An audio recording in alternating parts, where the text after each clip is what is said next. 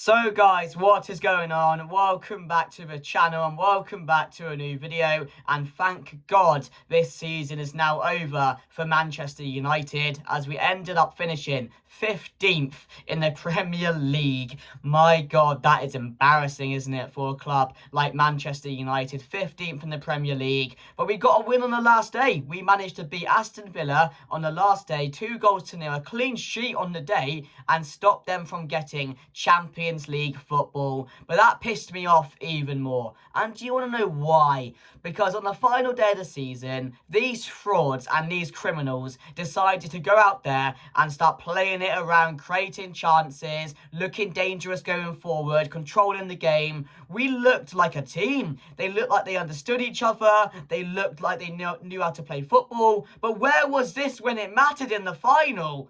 How dare you go out there in the last game and perform like that after the final? What's the point? I would have preferred to go out there, let Aston Villa win, let them have Champions League football. We don't deserve it. We don't deserve to win the game. We don't. We stopped them getting Champions League football for what?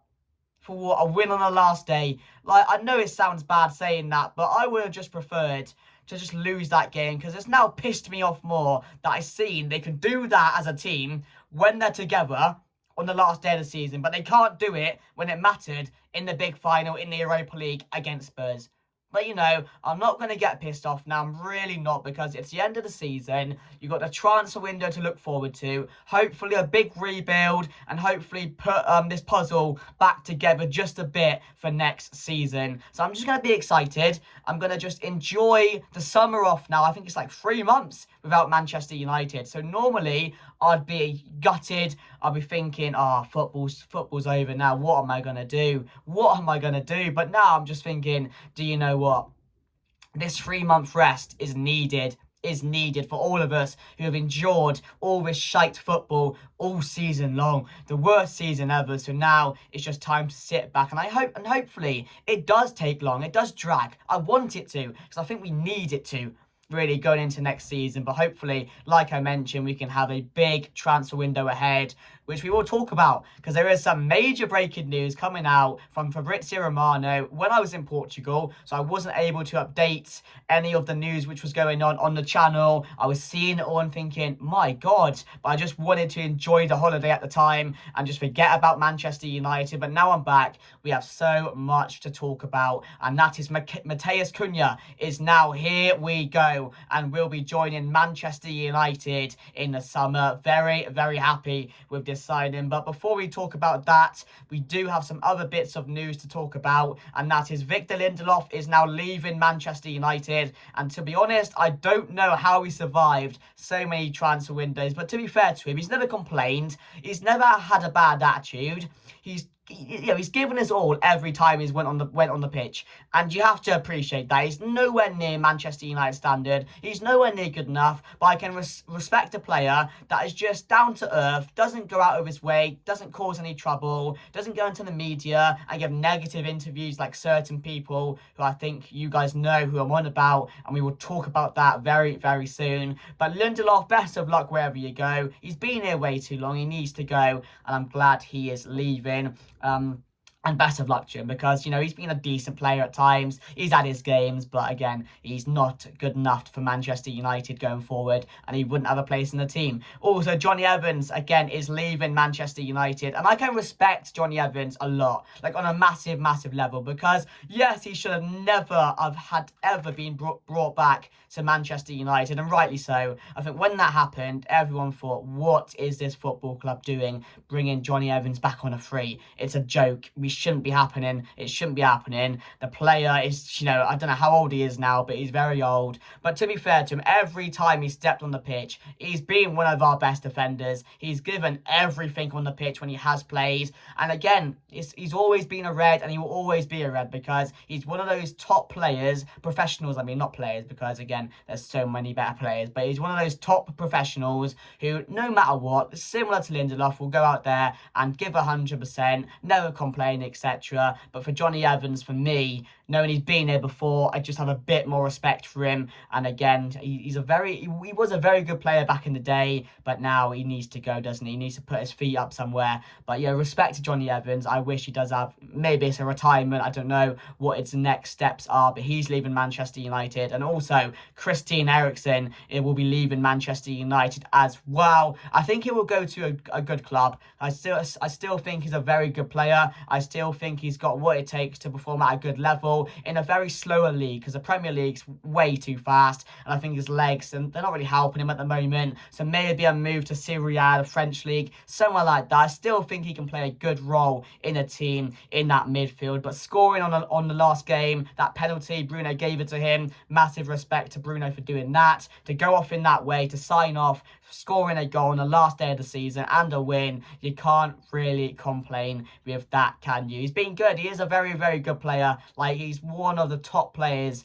in the last couple of years or so. I mean, his spell with Tottenham, people knew how good he was. His first season with Manchester United, I thought was really good for us as well. But again, as time has gone on, his legs haven't helped him. And again, he's nowhere good enough anymore to be playing week in, week out. But he still has a wonderful, wonderful foot on him. He can still play a lovely pass. He can still score a lovely goal. So I do think he can be a valuable asset to someone down the line in the Serie A or a different league like that. So those are the three players which will be leaving Manchester United. And also some big news on Alejandro Garnacho, who has been told to find a new club from Ruben Amorim. As most of you guys probably know, after the final, he didn't get many minutes, and whether that was right or wrong, it was the decision that Ruben Amorim made on the day. He brought him on in the last 20 minutes or so, and his brother came out afterwards saying he'd done all this work for them up to the final and didn't get any minutes in the final. And then actually, Garnacho actually came out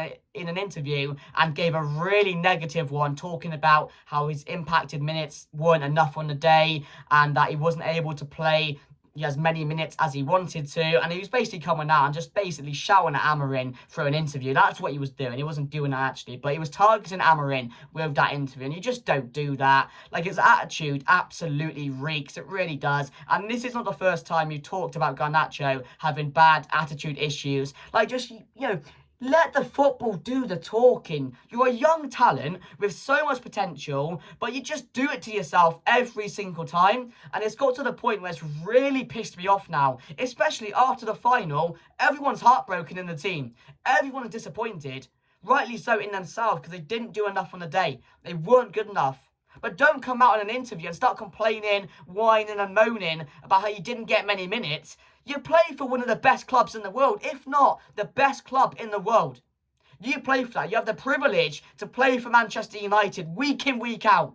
But what you want to do is go on interviews and give out negative comments towards a manager, your manager, who employs you, who plays you every week, because you didn't get the amount of minutes you wanted on the pitch, and it wasn't fair. Don't do that. It's not the first time, no. We've talked about him and having bad attitude issues, problems off the pitch, problems with the manager. Like, I don't get it with some of these players, and most of them as well. A lot of them play for Manchester United. We had Rashford, who had bad attitude issues, talking off the pitch negatively, behind the scenes troubles. And it's the same with Garnacho. I don't think they understand what a privileged position these players are in. I don't understand it. Yes, everyone's heartbroken, like I mentioned. You lost the final. But you don't see Bruno coming out and giving negative comments saying, oh, I'm going to leave now, I'm going to move to Saudi, even though there's links. You don't do that. You don't see Mazzarri, you don't see Maguire coming out and giving negative comments like that. Some people, some of these players have massive egos. And I don't know if it's because they think they're in a very good position and they can say what they want because they play for Manchester United. No. Have some respect for yourself. Understand the situation. Understand how privileged you are. Understand that everyone has emotions. And yes, emotions are going to come out at times. But don't do it right after the final. And don't go out there, give an interview, and give it like that. And just put it all on the manager and moan and whine. Like, what are you doing, Garnacho? But apparently, Ruben Amorim came out and said to him, you better pray you can find a new club. So this looks like it's the end for Alejandro Garnacho at Manchester United. I do think it is going to be a miss because I do think there's still a lot of potential there. Yes, he was never the finished article. He's never going to be at his age right now. And yes, he's a very frustrating player. He's very greedy, like a lot of young players are. So I'm not going to go into him too hard on that. Yes, he has a lot of things he can improve with. Where he goes next, I'm not too sure. It's to be seen. Whether he ends up staying at Manchester United, which I don't think is going to happen now, because Ruben Amorim has came in, he's been very ruthless. He basically said, don't piss me off, don't come out and blame me, don't sulk behind the scene, don't moan, don't whine, don't give out negative energy around the pitch, because he's not going to have it. He wants players who are committed, who want to give their all every single game. And he doesn't want any behind-the-scene problems going on at Manchester United anymore. He wants to change the culture. He wants to change that about the club. So people like that now are going to leave, no matter what. If it's once or twice, he's not going to accept it. And Garnacho has learned many times now that Ruben Amorim is not going to accept it. And he's just had enough now. He's just had enough of that player, and he's going to leave this summer. But where he goes, I'm not too sure. But now, guys, let's get on to the main event. And as Matheus Cunha to Manchester United is now, here we go. And this one excites me very, very much. It really, really does. This is a player who just... he's thriving in that Wolves team right now, or was in the season. 15 goals for Wolves this season. And he's been one of the standout players in the Premier League. And this is why certain clubs like United, Newcastle, Arsenal, Forest, all these top clubs at the moment were interested in Matheus Cunha, but he has chosen to join Manchester United even without Champions League and European football, which again just shows that Manchester United can still be an attraction even without these great competitions like the Champions League and Europa League, which Manchester United will not be playing in next season. But just think about it. A lot of these players that will be joining Manchester United are not going to join us because we don't have Europa League football, because we don't have Champions League football. They're going to join us because they want to be part of the future and potentially getting Manchester United back to the promised land. That is why they are joining Manchester United. A lot of players aren't like that because we have Champions League football. We don't have Champions League football, and we don't have Europa League football. We're not going to see the likes of Gyökeres and certain players like that. But certain players will want to be included in this team in trying to get Manchester United back to winning the Premier League, winning the Champions League, and getting involved in these top 4 competitions again, or top 4 fights next season again. So it's not going to be next season we get top 4. I don't really think we are going to do that next season. Top 6 will be my aim, considering the circumstances and how bad this season has been. But Matheus Cunha is the first big signing this summer for Manchester United. I'm very, very happy with that. Cunha will sign a deal until June 2030 with an option until 2031. Wolves to receive 62.5 million clause value in installments. Formal steps and contracts to be checked out next week, and that is going on right now. A medical will probably be shortly happening within the next couple of weeks before he does officially join Manchester United, and we see him holding up that shirt. It won't be paid in installments. Wolves have blocked that deal. They want Manchester United to go through just paying the full amount and the 62.5 million that they want straight away. This is going to impact Manchester United and other certain signings which can be possible for Manchester United, because if we did pay it in installments, that just gives us more money to float about and spend around, really, and other targets for Manchester United. So it will impact us in a way, not too much, but again, it is a bit annoying that Wolves are not accepting those installment deals. That's a bit frustrating, but it is what it is. I think we had a bit of other news on Matheus Cunha as well. Just get this for you guys. Sorry, just my computer is very, very slow. Don't know why it's being so slow today.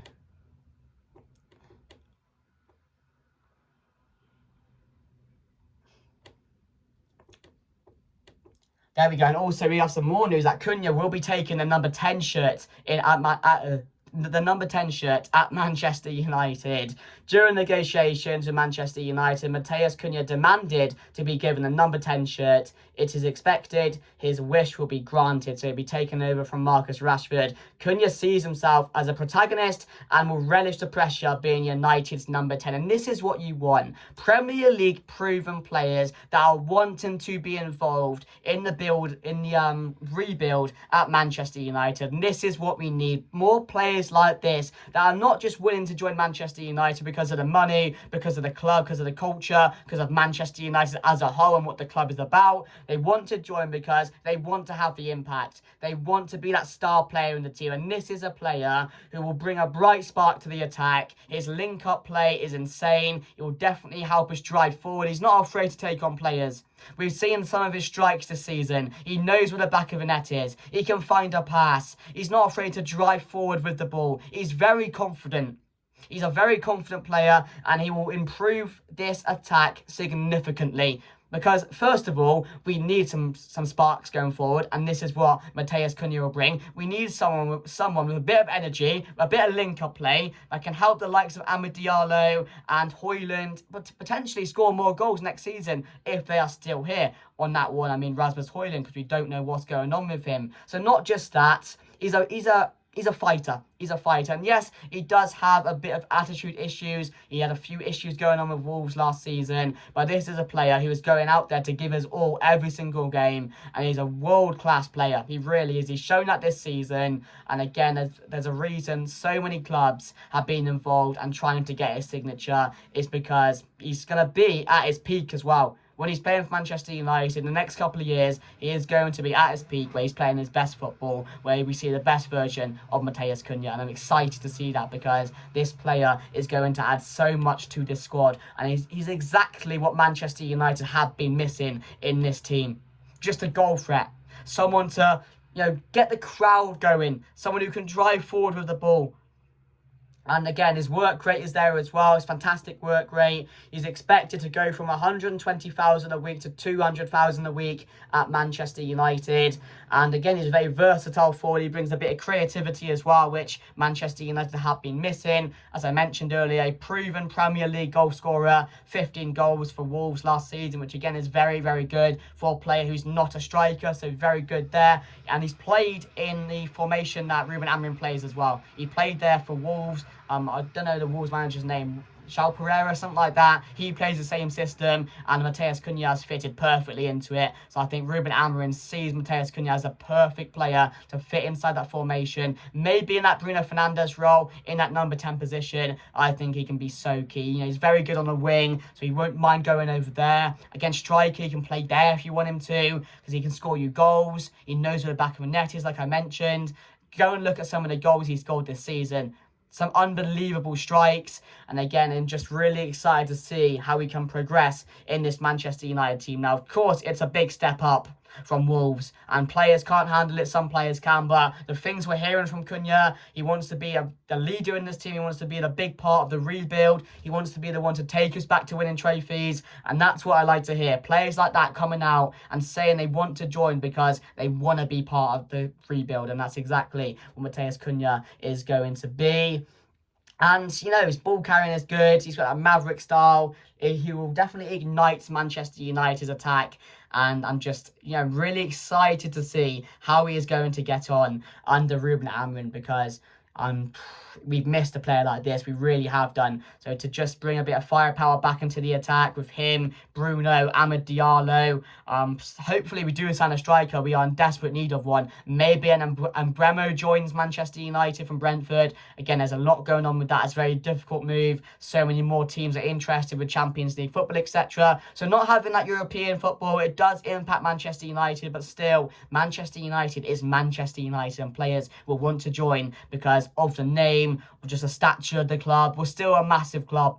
Just because we don't have Champions League football, we don't have European football, it's not going to mean we can't sign big players going forward. It will affect us, like I mentioned, signing the top players that want to play, that want to win the big trophies. But certain players are still very, very young, still have a lot of time to develop and want to be a part of this great club and hopefully getting us back to the top. And also there has been a bit of news on Bruno Fernandes and his move to Saudi, but there's nothing concrete on that. That's why I've not talked about it. And Rashford, the situation there still to be unknown, still a mystery on what club he will be joining. So there's still not a lot of concrete news about those guys, so that's why I haven't really talked about them too much. But yeah, I just wanted to go through the last day of the season, then big names, not big names leaving, but players leaving.